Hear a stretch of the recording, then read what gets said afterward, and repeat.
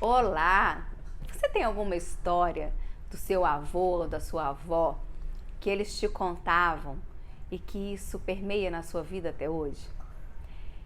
Eu tenho algumas historinhas que a vovó Juraci, minha avó paterna, ela me contava e que até hoje eu tenho como lição de vida, assim. Eu sempre lembro das historinhas.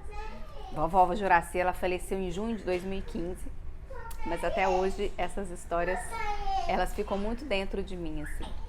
Uma delas, tá bom, amor. Uma dessas histórias na realidade, todo mundo conhece isso, que é a história da planta ser regada todos os dias, né? A planta é como o nosso relacionamento, tem que ser regado todos os dias. E a gente faz muito isso aqui em casa. O Gedeon me rega todo dia, eu também rego ele todo dia, né? Porque se a planta não tiver água, né, que é o oxigênio dela todos os dias, ela vai morrer, né? Ela vai secar, ela vai morrer. Então a gente precisa cuidar dela. E vovó falava muito isso com todo mundo, né? E a gente aqui tenta mesmo viver isso com pequenos hábitos, sabe? A gente, todos os dias, a gente se abraça, a gente se beija, a gente realmente beija, né? Beija mesmo.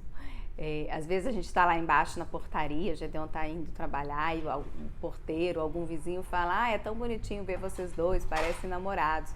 Mas a gente faz isso como um hábito mesmo, assim, sem obrigação, por amor mesmo, por querer, mas porque a gente sabe que isso faz muita diferença, né? Esse regar todos os dias para a gente poder não perder a relação marido-mulher, né? A relação de amantes, né? Nesse sentido.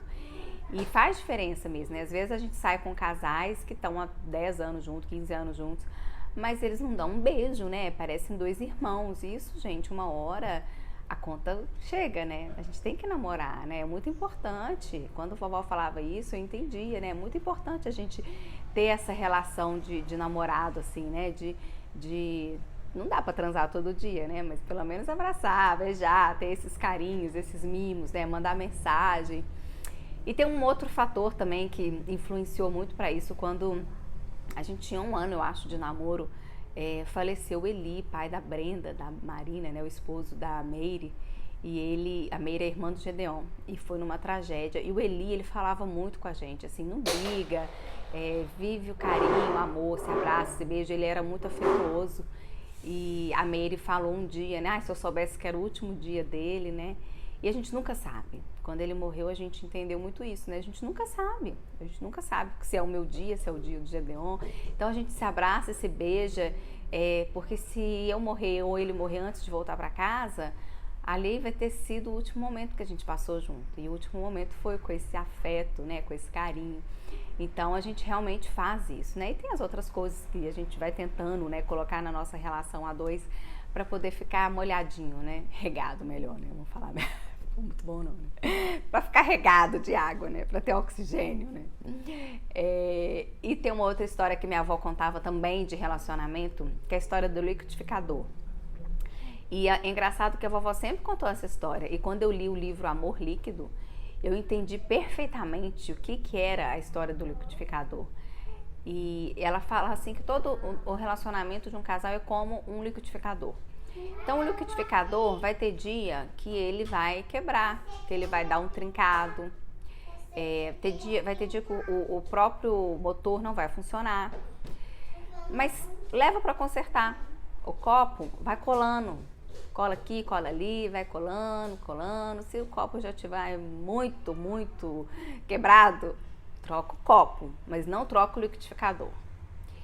E eu entendi muito isso depois que eu li o livro O Amor Líquido, que as nossas relações, elas têm que ser assim mesmo, né? Assim, vão ter problemas, né? Quem nunca, né, gente? Que casal que nunca brigou, que casal que nunca passou problema. O padre Fábio de Mello falava que quem nunca perdoou não sabe o que é amor. E é assim mesmo, a gente tem decepções, a gente perdoa, a gente passa situações difíceis, mas tudo é um aprendizado, né? E tudo acho que vem para fortalecer também a relação. E aí eu entendi muito essa questão de não trocar, né? Porque é muito mais fácil, não tá dando certo, a catraca tem que rodar, né? É muito mais fácil. Mas a gente tem que firmar, né, numa relação. E eu acho assim, claro que eu tô falando dentro de um relacionamento saudável, que os dois crescem, que tem uma sinergia boa, né? Não tô falando nenhum relacionamento abusivo, né? Eu falo relacionamento de afeto, de amor, Relacionamentos assim vão passar por situações muito difíceis, mas não troca do liquidificador, né? Vai lá, conserta, troca só o copo, dá uma repaginada, mas não desista do seu liquidificador, né? Essa eu acho que é a mensagem que a vovó queria passar. E a gente vive muito isso aqui em casa. A gente não desiste um do outro por nada. Eu falo com o Gedeon assim, eu não desisto de você. E eu não vou deixar você desistir de mim. A gente, quando tá vivendo um momento assim, a gente fala muito isso um pro outro. E a gente não vai desistir mesmo, nada, nem ninguém no mundo vai tirar o que a gente tem de melhor, que é essa história linda que a gente construiu juntos. E a gente vive muito isso, né? E a terceira historinha, ela tem 3 lições de vida fofas, né? É assim, tinha um casal, a gente história, né? Porque quando eu conto essa história, às vezes tem gente que fala, que povo, nem pra ligar e tal, porque é uma história antiga, né? Imagina, a vovó conta a história que a bisavó contava, né? Só pra vocês terem uma ideia. Tinha um casal que eles viviam numa pobreza, né? Muito grande. E aí o homem, ele teve uma oferta de emprego, mas era para viajar e viver e trabalhar numa outra cidade. E ele tinha que ficar alguns meses longe da esposa. Só que eles eram muito pobres, então ela falou, meu bem, vai, a gente precisa de dinheiro, né? E ele resolveu partir e todo mês ele mandava dinheiro para ela. Só que foi indo, ele ficou 20 anos fora. E aí um dia o patrão dele, depois de 20 anos, falou assim com ele, olha, já tem muito tempo que você tá aqui comigo. E nesses 20 anos, você foi, assim, o melhor funcionário que eu tive. Você deu sangue, né? Você trabalhou muito, você ficou longe da sua esposa, da mulher da sua vida. Então, eu acho que você já pode ir embora. Aqui tá uma quantia que é pra sua vida toda, tipo uma aposentadoria, né? E você pode ir embora e viver com ela.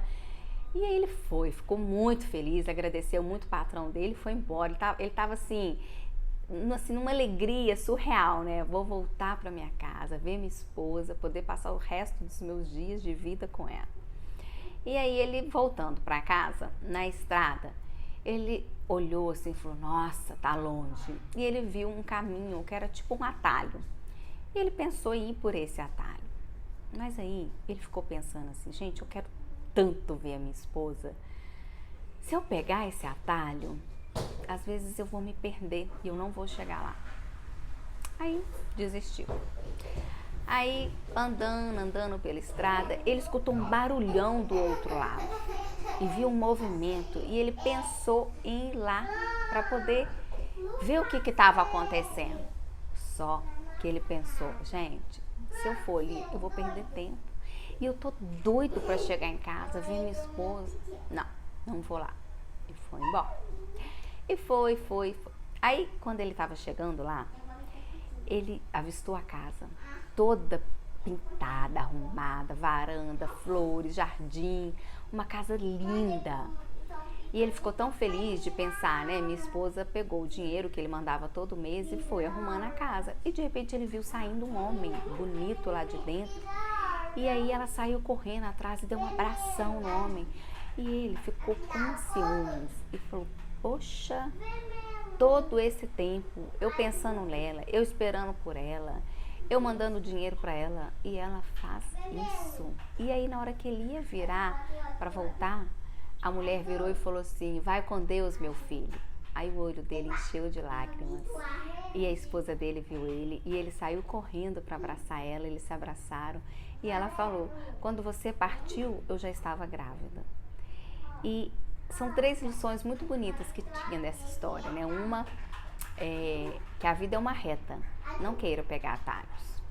A segunda é foca na sua vida, não seja curioso com as coisas alheias. E a terceira é não tire conclusões precipitadas. Essa história, ela permeia até hoje na minha vida. E às vezes eu passo por situações em que eu tenho que pensar nessa história para eu não perder energia, para eu não perder meu tempo, né, gente? Tempo é o maior ativo do ser humano. E aí eu lembro muito dessa história para poder viver a minha vida, né? E por que eu tô contando essa história? Porque quando a gente ouve histórias, principalmente assim, né, essas histórias que nossas avós contavam, a gente consegue, às vezes, ter lições de vida que se a gente lê um livro com uma explicação muito técnica, a gente não consegue entender. A história faz a gente assimilar melhor. E eu estou falando isso porque eu quero contar agora uma história, fazer uma analogia, né? É igual Jesus. Você sabia que a maior didática de Jesus foi essa, né? Ele conta tudo aquilo que ele tenta ensinar pra gente, que ele tenta, né? Que até hoje, 2000 anos depois, a gente ainda não consegue aprender completamente, né? Por meio de parábolas, né? Ele pegava muitas situações da natureza, principalmente, para poder explicar pra gente, né? E a gente ainda até hoje está aí nesse caminho. Mas eu queria, na realidade, fazer uma analogia da nossa consciência, né? Do nosso autoconhecimento, porque às vezes eu falo isso e as pessoas acham muito teoria, ou então acham que todo mundo tem consciência, que todo mundo tem autoconhecimento. E isso não é tão assim, é porque existe uma diferença entre o que a gente externa e aquilo que é de fato interno. Às vezes a gente vê muita gente nas redes sociais brindando, a vida é linda, cheers, né? Viajando, praia, sol, mar, aquela coisa toda, mas dentro tem um vazio existencial e não é pouca gente, tá? Esses dias mesmo a Filó falou sobre os mortos sem túmulos e eu estava lendo um livro sobre morte e a autora falava sobre os zumbis existenciais e que a gente tem muita gente morta ao nosso redor, né? Que está ali só com a CNTP, né? Como diz os cientistas, condições naturais de temperatura e pressão favoráveis, normais, né? Condições normais, né? Naturais. E a gente acha que as pessoas sabem, estão vivendo a vida, mas elas vivem dentro de um labirinto. A vida não tem sentido. Ela vai para qualquer lugar. Igual folha de bananeira, né? Como diz o Gedeon, vai para onde o vento levar. A pessoa não tem sentido. Às vezes a gente acha que todo mundo sabe, tem consciência da vida, tem autoconhecimento, mas não. Na real, tem muita gente que ainda não sabe o que é, não sabe o que quer, não sabe o seu propósito e vai vivendo a vida, né? E a história, a analogia que eu quero fazer, eu não sei se vocês já construíram uma casa. A gente está construindo uma. E, gente, a casa... Você já viu alguém começar a construir uma casa pelo telhado? Eu não conheço ninguém, né? Normalmente a gente começa pela fundação. E é uma fundação mesmo, porque, olha, o dinheiro vai, né? Eu lembro quando a gente estava nessa etapa, eu falava com o Gedeon, pelo amor de Deus, tem condição, mais dinheiro saindo da nossa conta para poder fazer essa fundação. E quando a gente ia, chegava lá, não tinha nada, não tinha uma parede levantada. Ele assim, amor, olha lá a nossa casa. Eu, aonde? Cadê a casa, né? Aí eu chegava no lote, né, via, tá, aí você via os tubulões e tal, e você entender que a fundação, né, é um dinheiro que vai, é um investimento de tempo, que demora tempo, mas ela é a base, né? E quando você tem aquilo ali sólido e bem feito, a casa vai ser construída do seu jeito, com segurança. E você vai construir o resto com muita alegria, com muita felicidade, porque vai estar tudo assim com base, entende? E você vai ficar muito feliz de verdade, porque é a sua casa. Então você vai estar construindo a sua vida. E quando você tem a sua consciência, que é a sua fundação, você tem o seu autoconhecimento, você sabe quem você é, o seu propósito, o que você quer, né? As paredes vão ter graça e você vai construindo a sua vida com tanta alegria, mesmo que demore 10 anos para construir a casa, né, gente? Porque demora muito. Mas você não está preocupado com o tempo, você não está preocupado com que horas que o telhado vai ficar pronto, que horas que vai ter os móveis, você não está preocupado com nada disso, porque você já sabe o que você quer, você já sabe como que é a casa que você quer, você já sabe os detalhes de cada canto. E assim, só de respirar aquilo ali traz uma alegria tão grande, sabe? Tem um sentido, né? Aquela fundação, ela tem um sentido. E é muito legal, muito bom, é plenitude, né? Quando você entende, gente, o que eu tô fazendo dessa vida? Não, questão existencial, gente, é vida e é sério. Isso não é papo, isso não é teoria, isso não é sério, é sério. São muitas as pessoas que vivem uma vida externa muito feliz, mas o interno tá podre, né? E gente muito próximo da gente. Tem muita gente, a gente brinca aqui em casa muito de vivo ou morto, né? E toda vez que eu brinco com os meninos, eu lembro disso que eu li no livro, né? Tem muita gente morta, viva, morta. Você entende?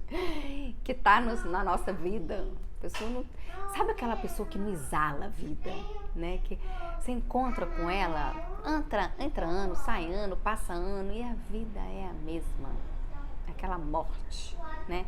A pessoa não tem cheiro de vida, a pessoa não sabe, a gente fica até meio com preguiça de encontrar. Eu lembro que a Milene falava assim no curso de Bíblia que a gente tem que renovar os problemas, né? Gente, problema, vamos lá, vamos resolver, vamos renovar, porque a vida da gente tem que ter vários problemas, não é ficar no mesmo problema, aquela mesma redemoinho, né? Não, gente, vamos viver com propósito, com sentido, e tudo tem a ver com essa fundação. Então é muito importante a gente entender e a gente comunicar, né?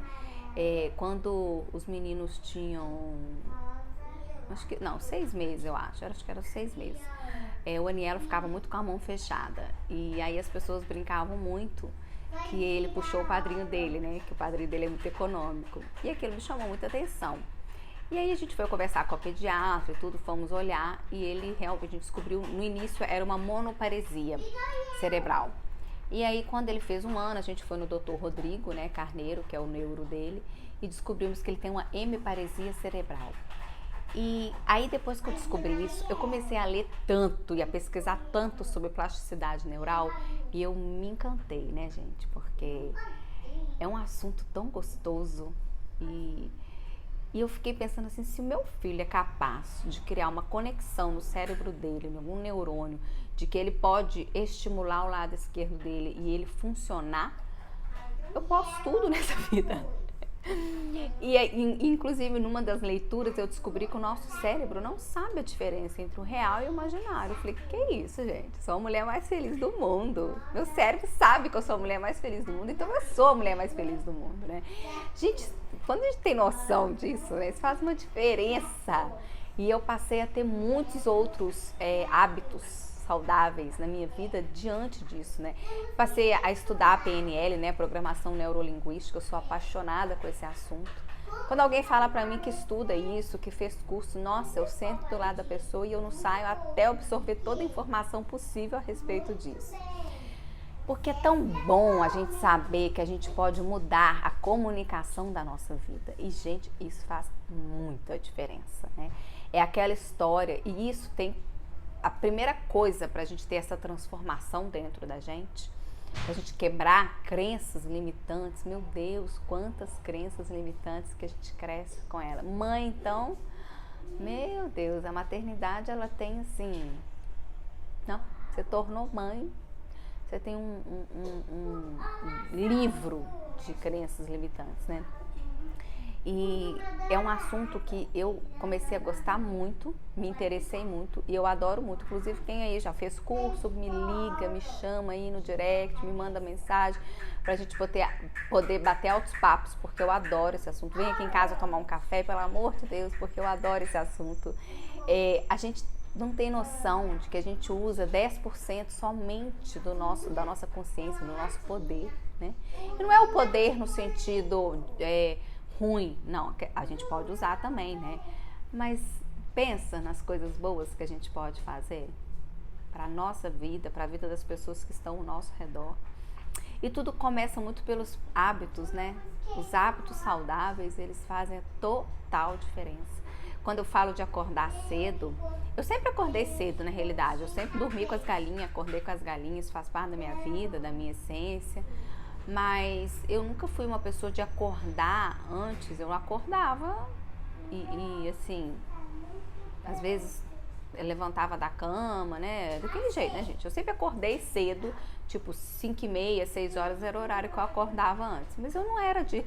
Hoje eu levanto 4h40, às vezes 5 horas no máximo, mas eu levanto, né? Eu levanto com um sorriso, com gratidão no coração, com energia. Eu lembro até que quando a Filó falava que ela ia dormir 11 horas, meia-noite, acordava 4, eu falava assim, gente do céu, como é que ela dá conta, né?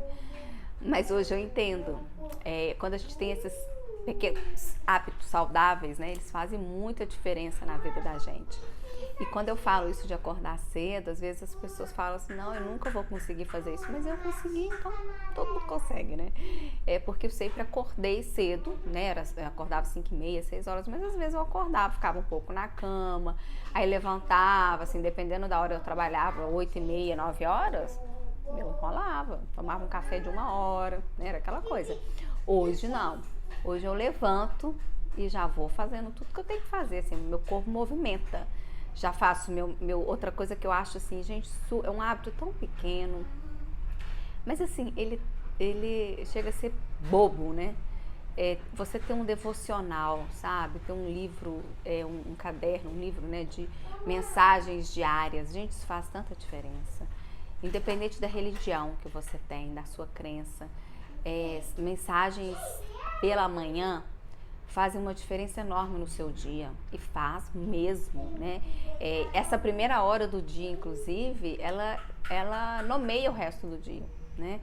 E não é que o dia vai ser mágico, mas vai ter magia, porque você vai passar por situações que você já passaria de qualquer forma, mas o seu olhar vai ser outro, né? Aquela história de como que você enxerga a sua realidade, né? Tem tanta gente que faz do céu um inferno, e graças a Deus tem tanta gente que faz do inferno o céu, né? Esse é o desejo, né, da programação neurolinguística, né? É fazer com que os nossos comportamentos eles sejam cada vez mais positivos, mais cheios de amor. Esses dias eu estava lendo sobre a Terra Prometida. Você sabe qual que é o significado da Terra Prometida? Todo mundo quer ir para a Terra Prometida, né? Todo mundo. Eu acredito que todo mundo, eu quero. A Terra Prometida é aquele lugar onde a gente vai exalar amor. Onde a gente vai só entender pelo amor. A gente vai viver só pelo amor. A vida da gente é o amor. Só o amor, né? Esses dias na missa o padre falou, acho que foi Santo Agostinho, que disse que nós seremos julgados pelo amor. Falei com o Gedeon, pelo amor de Deus, eu só quero amor. Só amor. Né? Quando a gente entender isso e a gente viver só amor, imagina, que delícia, né? A gente poder ter empatia, ter compaixão, a gente viver a Terra Prometida, a gente viver uma vida com sentido e amando uns aos outros. Esse acho que é o sonho de todo mundo, né? Mas é aquela coisa, né? Quem quer mudanças? Todos, né? Quem quer mudar? Quase ninguém, né? Ninguém quer mudar, todo mundo quer a varinha mágica, né? Porque mudar nem sempre é fácil, né? Mas é transformador. E mudar, a gente sair da zona de conforto, né? Sair da inércia. É tão transformador, né? É tão benéfico. E faz a gente ser um super-herói, né? A jornada do herói fala muito isso. Tô terminando o livro da Mulher Maravilha, tô apaixonada, depois eu vou contar. Adoro. É uma história muito bonita, muito legal, assim. Eu que não gostava muito dela, não. Nunca fui muito super-herói. Mas é isso. Meu desejo é que a gente comece pela fundação. Que a gente comece a nossa casa pela fundação. Até porque faz sentido, né? Entende que faz sentido? Entende que tudo é fazer sentido? E que todos nós possamos chegar na Terra Prometida com amor, podendo exalar o amor, podendo viver o amor da forma mais amorosa, né? Com mais compaixão e empatia, né? Possível. Esses dias eu estava lendo aquele livro Os 4 Compromissos e eu estava conversando com uma pessoa sobre esse livro, né? Que ela também já leu. E é engraçado como que a gente, quando eu falo isso da consciência, do autoconhecimento, que muita gente acha papo furado, é porque tá tão fora de si, né? Porque a gente é muito domesticado, né?